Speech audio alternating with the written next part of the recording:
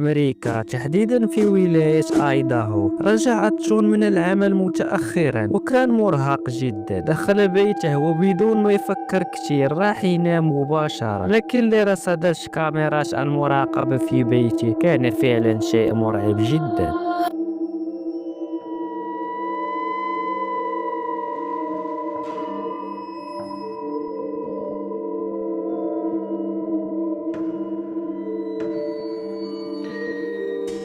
الباب الأمامي انفتح لحاله. جون سمع صوتا مرعبا وفتح عيونه، لكنه قال يمكن الهواء، وغطى نفسه ورجع لكي ينام.